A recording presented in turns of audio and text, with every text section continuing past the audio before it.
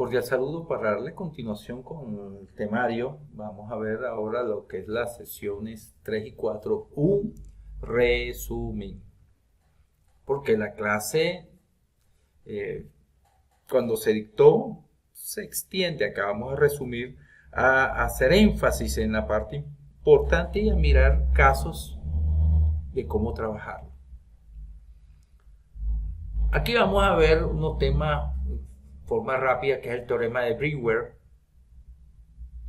que es la consistencia, availability y partición o tolerancia. Consistencia, disponibilidad, que es el famoso teorema de CAP. Vamos a ver que es el acid y el base, que es atomicidad, consistencia, aislamiento y durabilidad. La disponibilidad básica, estado blando, soft state, consistencia eventual. Vamos a ver, pero en forma resumida y un poquito más que gráfica, se puede decir, de todos estos temas. Entonces, vamos a abordarlos ahora.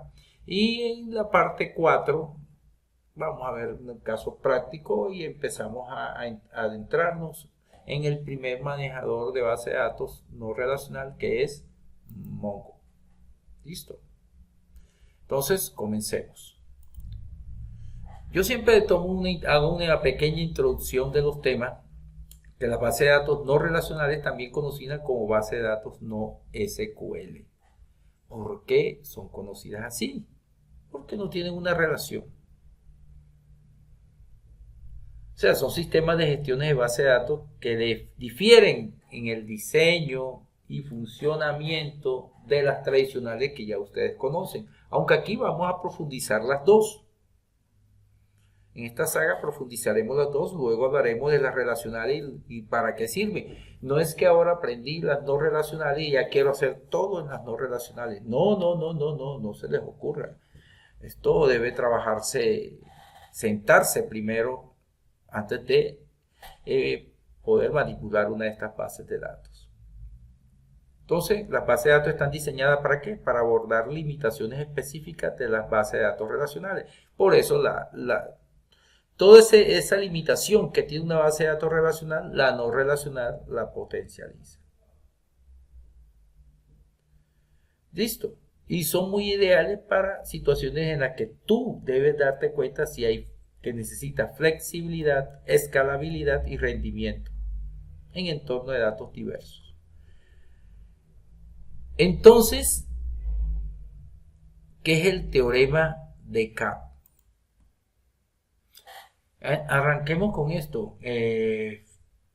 ¿Por qué se conoció como el teorema de CAP y quién lo propuso? ¿Quién fue el que lo diseñó? Fue Eric Brewer en la década del 2000. ¿Y qué es? Ese sistema establece que es imposible lograr simultáneamente las siguientes características, que las estamos mostrando aquí, que es consistencia. ¿En qué consiste? Todos los nodos del sistema ven los mismos datos al mismo tiempo. Si describimos un dato en un nodo, los demás deben reflejar ese cambio inmediatamente. Eso es la consistencia. Segundo, dice la disponibilidad. Eso nos indica que el sistema debe estar disponible para recibir solicitudes de lectura y escritura en todo momento, incluso si en algunos nodos falla. Y el tercero es la tolerancia a particiones. ¿Qué significa? Que teóricamente el sistema debe seguir funcionando correctamente incluso si hay fallas o pérdidas de comunicación entre los nodos, o sea, las particiones de la red. Entonces, el teorema de CAP afirma que dado un fallo en la red, o sea, en la partición, en el sistema de partición, o en una partición, un sistema distribuido solo puede garantizar dos de las tres propiedades: consistencia, disponibilidad o tolerancia a partición, pero no las tres. ¿Esto qué significa? Que debes sacrificar una propiedad según el diseño del sistema.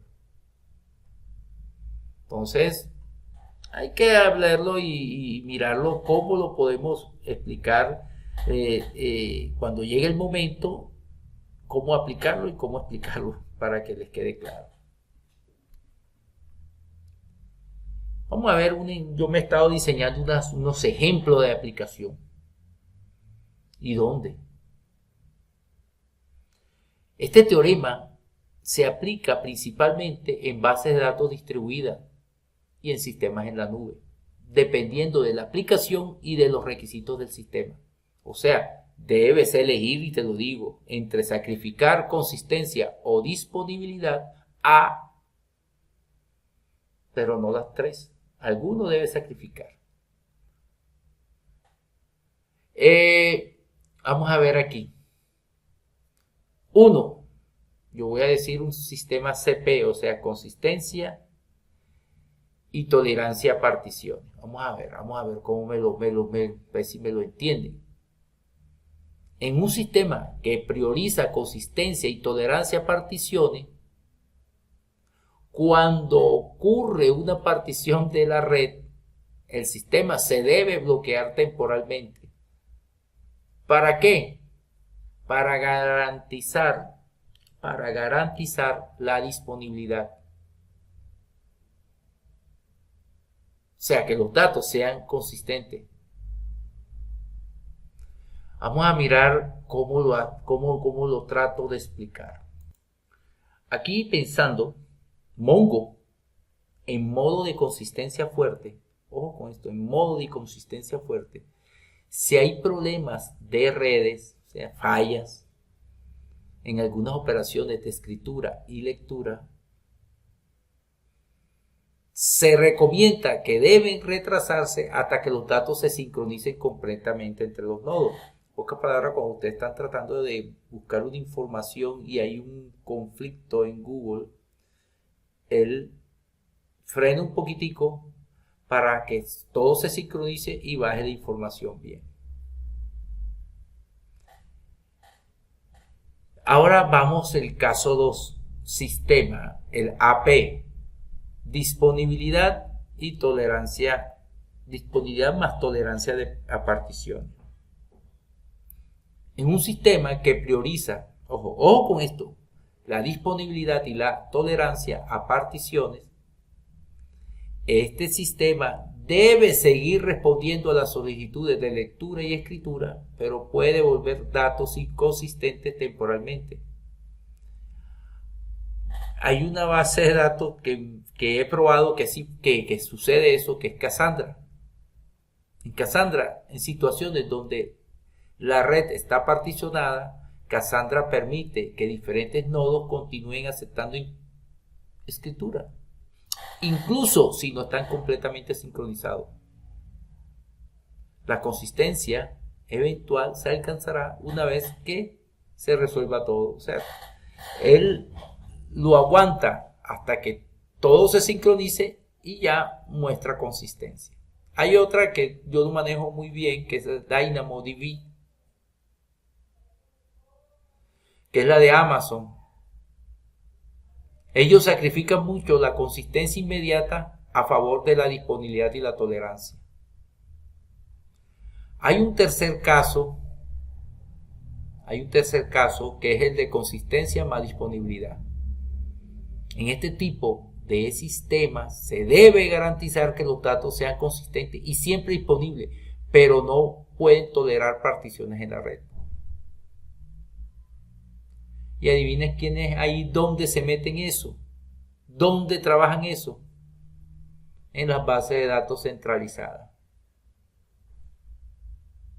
Y eso funciona en la base de datos relacional tradicional como MySQL o Postgre. Por eso es importante que en estos temas ustedes manejen estas herramientas. mientras que todos los nodos estén en una única red y no ocurran fallos de comunicación, siempre vamos a garantizar que la información son consistentes y es disponible. Cuando hay una falla, se cayó MySQL, ustedes lo ven. Ay, no me funciona, se cayó el sistema. Los otros te garantizan, pero este no. Y otro detalle no menos importante es cuándo debo aplicar el teorema de CAP. Debemos tener claro que el teorema de CAP es muy fundamental para diseñar sistemas distribuidos. ¿Cuál es la clave? La clave está en que tú decidas qué propiedad debes sacrificar en función del caso de uso y los requisitos del sistema. Tú tienes que tomar la decisión. Es tuya. Si yo deseo priorizar consistencia y tolerancia en particiones, o sea, CP, ¿qué recomiendo yo? Cuando es crítico que todos los nodos tengan la misma versión de los datos, por ejemplo, en sistemas financieros, transacciones bancarias o en inventario, aplico este teorema. ¿Dónde se ve eso? En los pagos en línea, donde la consistencia es crucial para evitar duplicado e inconsistencia de las transacciones. Solo funciona cuando está garantizado que llegó al nodo final y ese nodo final te envía una retroalimentación que te dice la transacción ha sido aprobada y solo ahí desembolsas. Si por el contrario necesitas priorizar disponibilidad y tolerancia a particiones, ya es otra cosa. En sistemas donde es importante que todo ese proceso esté disponible en todo momento, incluso a costa de tener datos temporales no consistentes. Ahí vas a trabajar a priorizar la disponibilidad. Ejemplo, las redes sociales. Ese es un típico ejemplo, donde es más importante que puedas acceder y enviar mensajes sin demora, aunque los datos no estén completamente sincronizados entre servidores. Si te das cuenta, trata de probar el WhatsApp que tengas en tu celular con el WhatsApp que tengas en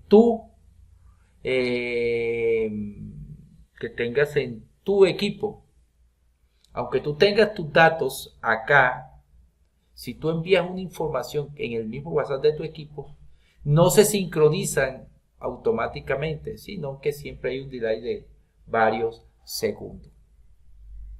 Hay otro caso que es priorizar la consistencia y la disponibilidad. Ejemplo, en este caso, en aplicaciones de software empresarial que operan en un único centro de datos sin redundancia geográfica.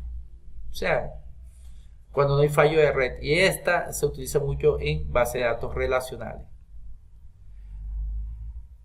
Entonces, hay muchos. Podemos ya mirar varios ejemplos. Pero también podemos concluir que el teorema de CAP es importante, porque obliga a los arquitectos de software a tomar decisiones sobre la priorización de consistencia, la disponibilidad y la tolerancia a particiones dependiendo de las características y requisitos del sistema. Entonces ya tenemos una idea de qué es el teorema de CAP. Aquí igual se les entrega esta pequeña guía. Miremos el siguiente caso, que es el ACID versus el ACID y el BASE. Vamos a mirar en qué consiste esto. En el contexto de las bases de datos ACID y BASE, se puede decir que son dos modelos que describen cómo debemos manejar las transacciones y la consistencia de datos, pero con enfoques diferentes, hay que tenerlo en cuenta. Estos modelos son fundamentales para entender cómo se comportan las bases de datos relacionales y las no relacionales respectivamente. Cuando hablamos del modelo ACID, para las bases de datos relacionales, Este modelo nos asegura que las transacciones en bases de datos deben ejecutarse de manera confiable y con coherencia. Y en sí, ¿qué significa ACID? Atomicidad, consistencia, aislamiento y durabilidad.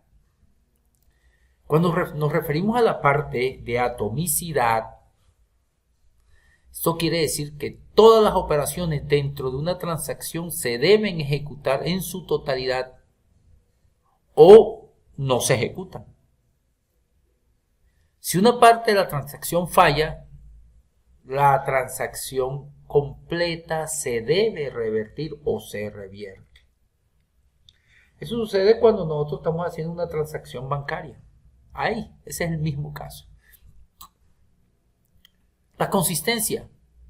Ella nos garantiza que cualquier transacción llevará a la base de datos en un estado válido o a otro en estado válido. O sea, yo lo voy a llevar de una parte que está en estado válido a otra parte que debe estar en estado válido. Para ello debemos cumplir las reglas definidas por el sistema. No se puede violar la integridad de la base de datos y eso es un principio que siempre se da cuando se desea trabajar con bases de datos relacionales. El aislamiento. El aislamiento, ¿en qué consiste? Que las transacciones concurrentes no deben interferir entre sí para que no haya un colapso. Cada transacción se ejecuta de forma independiente, sin ser afectada por otras que ocurren al mismo tiempo. Entonces, ahí nos vamos dando cuenta que ese es un buen principio. Y por último, la durabilidad. Una vez que la transacción la he completado, sus cambios en la base de datos se quedarán permanentes, incluso en caso de falla del sistema. O si ya la grabaste, tu dato quedó fijo ahí.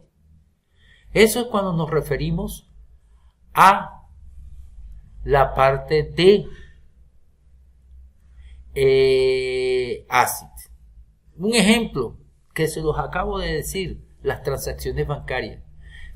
Miren, cuando uno transfiere cuando uno transfiere dinero de una cuenta a otra, todas las operaciones de esa transacción deben cumplir la atomicidad. Si alguna de ellas falla, el sistema no puede decir se validó. No. Eso no puede pasar. No se perderá la información. No se debe afectar la integridad de las cuentas. O sea, consistencia y durabilidad. Mientras tanto, otras operaciones bancarias no deben interferir con esta transacción, o sea, aislamiento. Las otras tienen que mantenerse en su canal. Entonces, miren que estamos nosotros viendo dos grandes modelos que tenemos que llevarlo a la práctica. Hablemos ahora del modelo base o base. Colocarlo aquí, base. El modelo base está más orientado a las bases de datos no SQL y tiene más bien un enfoque como que flexible que el ACID. ¿Qué significa base o base? Disponible, o sea, básicamente disponible. ¿Qué significa? Que el sistema debe garantizar la disponibilidad, respondiendo siempre a las solicitudes, aunque los datos devueltos no sean los más recientes o completos, pero debe responder. Lo importante es que debe responder. El otro, estado suave o soft state, se considera que es el estado del sistema que puede cambiar con el tiempo, incluso sin nuevas entradas. ¿Debido a qué? A la replicación o a la eventual sincronización que exista en la información. Entonces, acá tenemos cada uno de ellos. Entonces, miren, ¿para qué base sirve? Lo que es consistencia para MySQL y Postgre, la parte de consistencia y availability.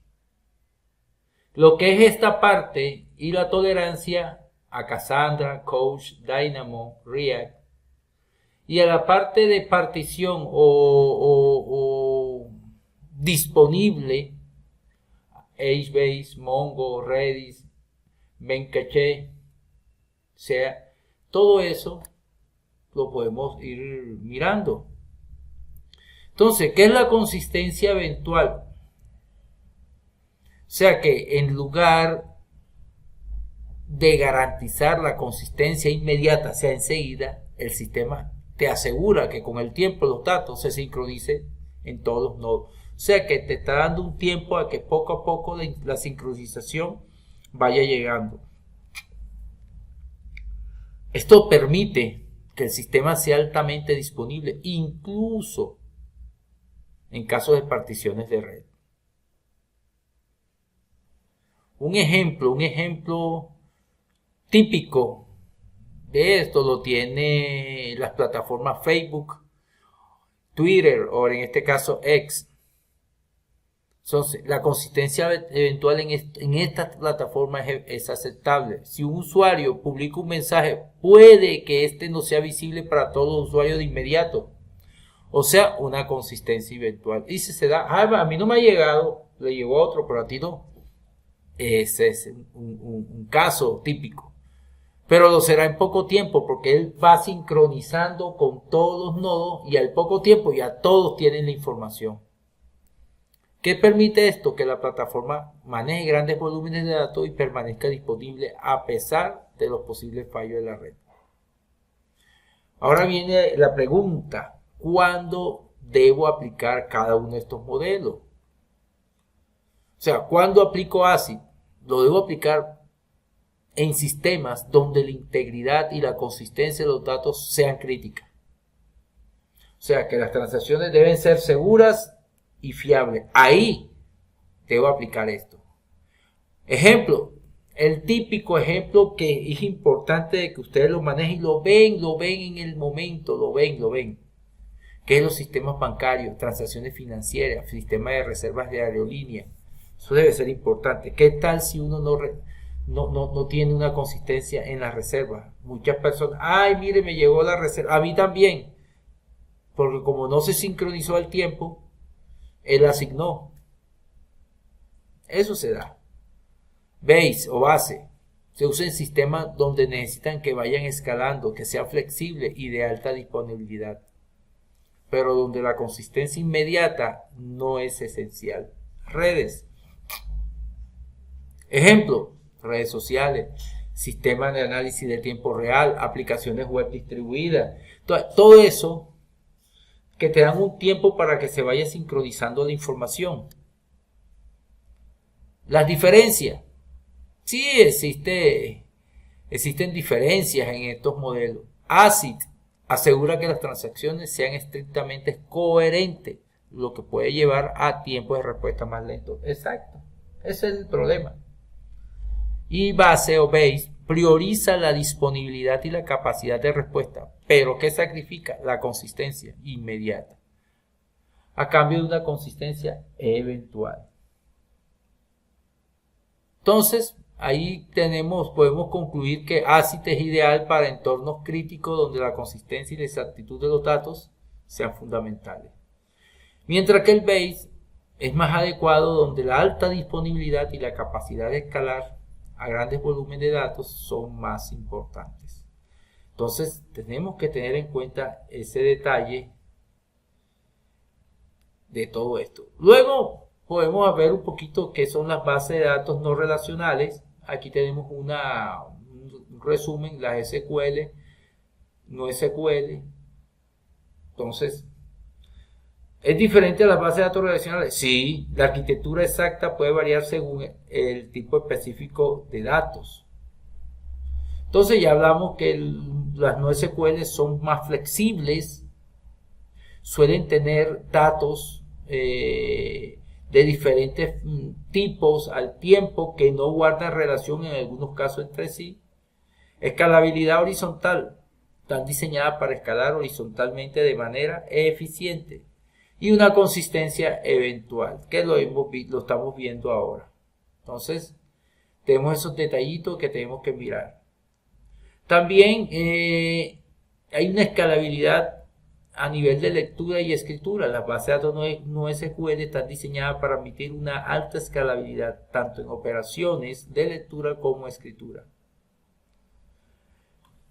Entonces, podemos repasar un poquito que las bases de datos orientadas a documentos son del tipo de base de datos no SQL. Ya deben tener claro ese concepto, que trabajan con JSON o con XML.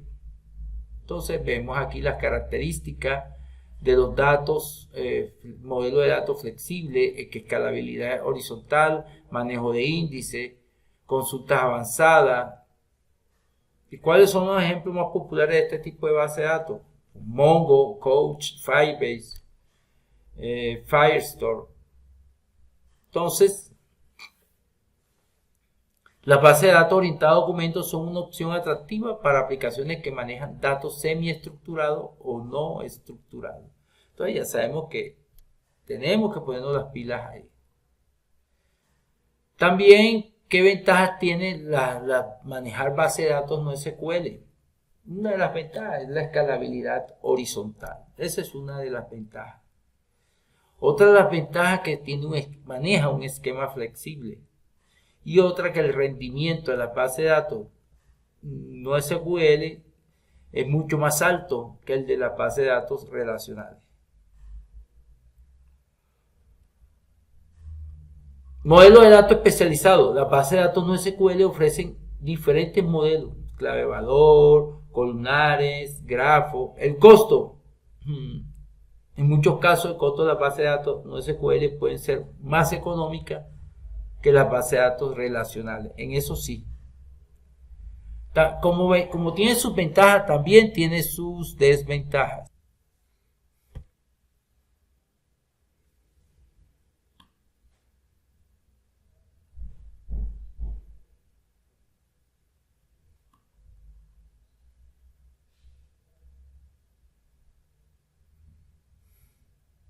Ya terminó. Bueno.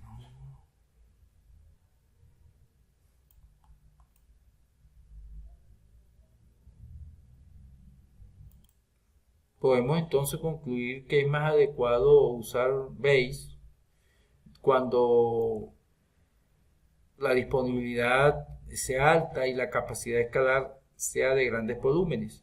Pero también debemos tener en cuenta que las no SQLs tienen un problemilla que son la falta de estándares, debido a que a la variedad de modelos, de datos, las tecnologías en el espacio, el no SQL puede ser más difícil de encontrar herramientas y bibliotecas compatibles con un sistema específico. Ese es el problema que a veces uno consigue y hay que trabajar más. Y además la curva de aprendizaje, para quienes están acostumbrados a trabajar en base de datos relacionales y SQL, la transición a no SQL puede requerir de tiempo. Eso sí se puede decir por experiencia, lo digo por experiencia propia. Entonces podemos decir que las no SQL nos ofrecen una ventaja en ese sentido. Pero porque son una herramienta poderosa y podemos escalar. Podemos resumir eso. Miremos un poquito entonces la arquitectura. Cómo trabajamos la arquitectura en las bases de datos no relacionales. Según el tipo. Miren cómo vea. La información más la dirección nos da esto. Si lo podemos darse cuenta, esto más esto, podemos dar esto. Entonces podemos darnos cuenta que cada tipo de base de datos no SQL tiene un modelo de datos específico. Por ejemplo, en una base de datos clave valor los datos se almacenan en pares. En una base de datos de documentos los datos se almacenan como documentos similares a JSON. La escalabilidad, las bases de datos no SQL están diseñadas para escalar, como lo dije ahora, grandes volúmenes. La consistencia, algunas bases de datos no SQL ofrecen una consistencia eventual en lugar de consistencia inmediata, que ya lo he explicado. Y las APIs, las bases de datos no SQL ofrecen diferentes APIs y lenguajes de consulta según el tipo de base de datos que podamos trabajar. La distribución y replicación nos garantiza la disponibilidad a la tolerancia de fallo, y la estructura de almacenamiento, a diferencia de las bases de datos relacionales, que suelen utilizar tablas, columnas, como lo dije anteriormente, las bases de datos no SQL utilizan estructuras de almacenamiento mucho más flexibles. Entonces, hemos hablado un poco en esta sesión sobre el comportamiento de las diferentes bases de datos. Vamos a continuar con un ejemplo, o vamos a comenzar en la otra sección con Mongo, que es un ejemplo de